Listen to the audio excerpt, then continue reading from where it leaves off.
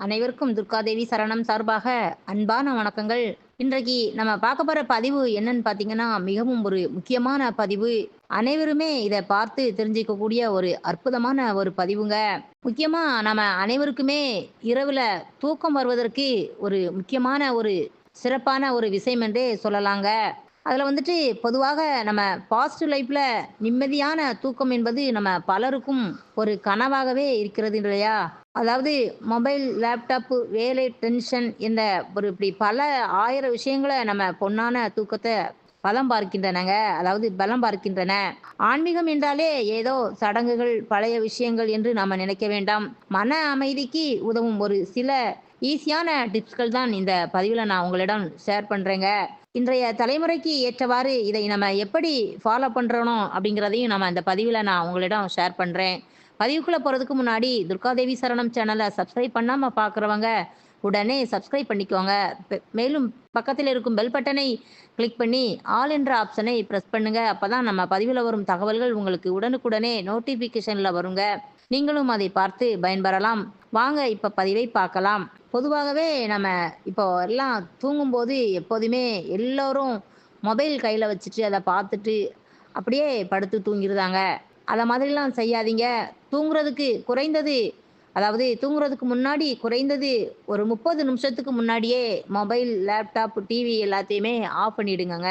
Notifications எதுவுமே நம்ம disturb பண்ணக்கூடாது. இது எப்படி ஒரு முக்கியமான ஒரு பதிவுன்னு பாருங்க. ஒரு வகையான இது வந்து இப்படி பண்றது ஒரு ஒரு வகையான தியானம்ங்க.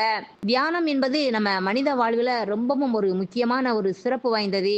ஸ்க்ரீன் டைம் குறைக்கும்போது, அதாவது நம்ம இந்த மாதிரி மொபைல், இந்த மாதிரி இதெல்லாம் பார்க்குறத அந்த ஸ்க்ரீன் டைம் எல்லாம் குறைக்கும்போது, உங்களுக்கு மன அமைதி என்பது அதிகமாக கிடைக்கும்.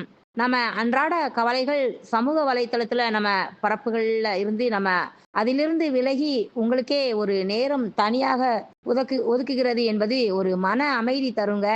இதெல்லாமே ஒரு ஆன்மீகம் வாய்ந்த ஒரு செயல்தான். நம்ம படுக்க போறதுக்கு முன்னாடி ஒரு 1 நிமிஷம் நம்ம கண்ணை மூடி உங்க சுவாசம் மேல நம்ம கவனம் வச்சிருங்கணுங்க. அது ரொம்பவும் ஒரு ஒரு குட்டி தியானம் என்று கூட இதை சொல்லலாம். நீங்க தூங்க போறதுக்கு முன்னாடி உங்களோட படுக்கை அறையை ரொம்பவும் சுத்தமா, நேர்த்தியா வச்சிருக்கிறது ரொம்பவும் ஒரு நல்லதுங்க. தேவையில்லாத பொருட்கள், குப்பைகள் எதுவும் இல்லாம நீங்க பார்த்துக்கோங்க. அதாவது நம்ம ரூம்ல லைட்டிங்கை அந்த நேரத்துல மங்கலாக்கி ஒரு பீஸ்ஃபுல்லா அட்மாஸ்பியரா நம்ம உருவாக்குவது ரொம்பவும் ஒரு சிறப்புங்க. சுத்தமும் ஒழுங்கும் நமக்கு நேர்மறை ஆற்றலை அதிகமாக உருவாக்கும் சக்தி வாய்ந்தது. உங்களோட படுக்கை அறை என்பது ஒரு கோவிலுக்கு சமம் இல்லையா? அங்கு வந்து நல்ல ஒரு வைப்ரேஷன் இருக்கும்போது, தானாகவே நமக்கு அந்த இடத்துல நிம்மதியாக நல்ல தூக்கம் வருங்க. நம்ம அன்றாடம் தூங்கும்போது நமக்கு அன்றைய இரவு நல்லபடியாக தூக்கம் வரணும் அப்படின்னா, நம்ம தூங்குறதுக்கு முன்னாடி உங்க வாழ்க்கையில நடந்த மிக மிக ஒரு முக்கியமான ஒரு 3 நல்ல விஷயங்கள நீங்களே நெனச்சு பாருங்க. உதாரணத்துக்கு இன்னைக்கு நல்ல சாப்பாடு கிடைச்சது, இல்ல ஃப்ரெண்ட் ஒருத்தர் ஹெல்ப் பண்ணாங்க நமக்கு ஏதோ ஒரு வழியில, இல்ல ஃபேமிலியோட நம்ம டைம ஸ்பெண்ட் பண்ணோம். இப்படி ஏதாவது ஒரு 3 விஷயங்கள நம்ம கண்டிப்பாக அத நெனச்சு பார்க்கலாம். இப்படி நினைத்து பார்ப்பது நன்றி உணர்வு என்பது ஒரு சக்தி வாய்ந்த ஒரு ஆன்மீக பயிற்சிங்க. இது வந்து நல்ல விஷயங்களை நாம நினைக்கும்போது, உங்க மனசுல பாசிட்டிவ் எனர்ஜி அதிகமாக நிரம்பி மன அழுத்தத்தை குறைக்குங்க. இப்படி மன அழுத்தத்தை குறைக்கும்போது நமக்கு ஆட்டோமேட்டிக்காக நன்றாக தூக்கம் வரும் இரவுல. நிம்மதியாக தூங்கி எந்திக்கலாம். அப்புறம் 4வது விஷயம் என்னன்னு பார்த்தீங்கன்னா, நம்ம உங்களோட இஷ்ட தெய்வத்தோடு கனெக்ட் ஆகுங்க.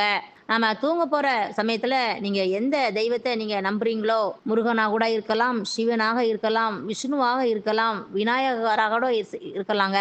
அப்புறமா இயேசு, அல்லாஹ் இந்த மாதிரி அவங்க உங்களோட மனசுல நெனச்சு எந்த உங்க இஷ்ட தெய்வத்த நீங்க நெனச்சாலும், 1 நிமிஷம் அமைதியாக இருங்க. ஒரு சின்ன பிரார்த்தனை பண்ணுங்கங்க. இல்லன்னா உங்களுக்கு பிடிச்ச ஒரு மந்திரத்த மனசுக்குள்ளே சொல்லலாம். இதெல்லாமே ஒரு ஆன்மீகம் சார்ந்த ஒரு விஷயங்க. இது ஒரு பாதுகாப்பு உணர்வை நமக்கு அதிகமாக தரும். உங்க மனசுக்கு நெருக்கமான ஒரு சக்தியிடம் நீங்க சரணடையும்போது, பயங்கள், கவலைகள் நீங்கி நிம்மதியாக உறக்கம் கிடைக்குங்க.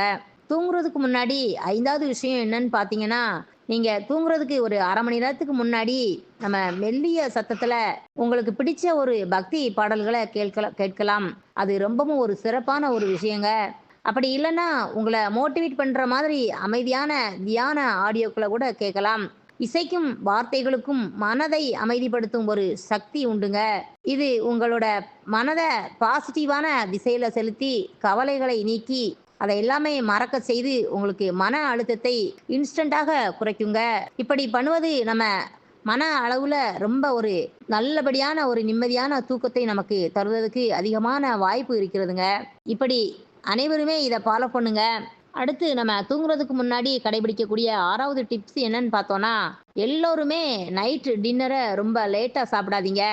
அதுவும் ரொம்ப ஒரு ஹெவியான ஒரு ஃபுட்ட எடுத்துக்காதீங்கங்க.